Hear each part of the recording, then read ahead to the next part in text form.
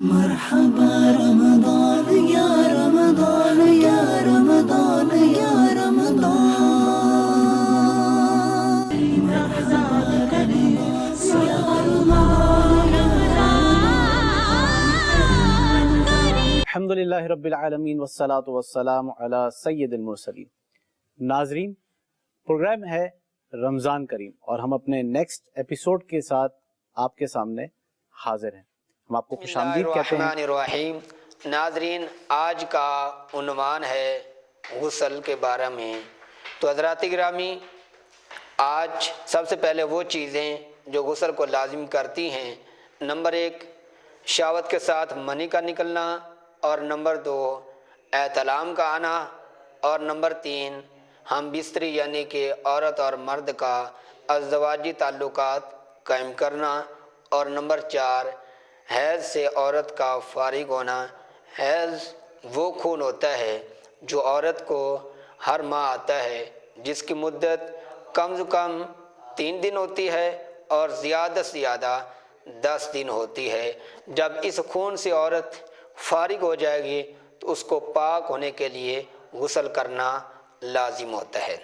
اور نمبر 5 نفاس، یہ بھی ایک خون کی قسم ہے جو عورت کو بچے کی پیدائش کے بعد آتا ہے، اور اس کی زیادہ سے زیادہ جو مدت ہے وہ 40 دن کہلاتی ہے۔ تو جب یہ خون ختم ہو جائے گا عورت کو آنا، تب اس عورت کے لیے پاک ہونے کے لیے شرط یہ ہے کہ وہ عورت غسل کرے گی۔ یہ 5 چیزیں وہ تھیں جو مرد پر کچھ چیزیں اور کچھ عورت کے لیے خاص ہیں جو غسل کو لازم کر دیتی ہیں۔ اب وہ چیزیں سماعت فرمائیں کہ جب غسل کرنا ہو تو کون سی چیزیں کرنا ضروری ہیں غسل کے اندر، جن کو غسل کے فرائض کہا جاتا ہے، وہ سماعت فرمائیے۔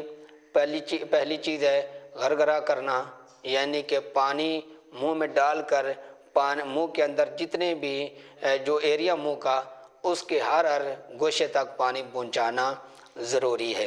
لیکن یہ بات بھی سن لینی چاہیے اور سمجھ لینی چاہیے کہ آج کل جس طرح رمضان مبارک کے ایام چل رہے ہیں، تو اس کا خیال ضرور رکھنا چاہیے کہ اگر ہم پانی غرارہ کریں گے پانی کے ساتھ تو ہو سکتا ہے کہ وہ پانی حلق تک پہنچ جائے اور روزہ ٹوٹنے کا خطرہ ہے۔ تو اس لیے بہتر یہ ہے کہ پانی منہ کے اندر ضرور ڈالیں، لیکن غرغرہ نہ کریں، تاکہ کہیں ایسا نہ ہو کہ وہ پانی حلق میں چلا جائے اور روزہ ٹوٹ جائے۔ اس کے بعد غسل کا دوسرا فرض ہے ناک کی نرم ہڈی تک پانی پہنچانا۔ جو ناک کی نرم ہڈی ہوتی ہے وہاں تک پانی پہنچانا ضروری ہے۔ اگر کوئی بندہ پانی نہیں پہنچاتا وہاں تک تو اس کا غسل نہیں ہوتا۔ اور تیسری چیز جو ہے غسل کی جو فرض ہے وہ ہے سارے جسم پر پانی پہنچانا، یعنی سر کے بالوں سے لے کر جو پاؤں کے ناخن ہیں وہاں تک پانی پہنچانا اور جڑوں تک پہنچانا ضروری ہے۔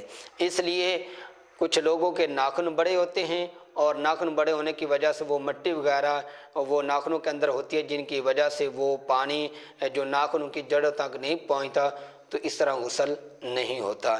اس طرح کچھ مائیں اور بہنیں بھی ناخن بڑے ہوتے ہیں ان کے، اور انہوں نے ناخن پالش بھی لگائی ہوتی ہے، جن کی وجہ سے وہ پانی وہاں تک نہیں پہنچتا جسم کے جلد تک۔ تو ایسی چیزوں سے ہمیں پرہیز کرنا چاہیے، تاکہ یہ جو پاکی ہے جب تک پاکی نہیں ہوگی تو تب تک ہم کوئی بھی عبادت نہیں کر سکتے۔ اللہ تعالیٰ ہمیں غسل کے مسائل سمجھنے کی توفیق عطا فرمائے۔ وصلی اللہ تعالی علی حبیبی و صحابی اجمعین۔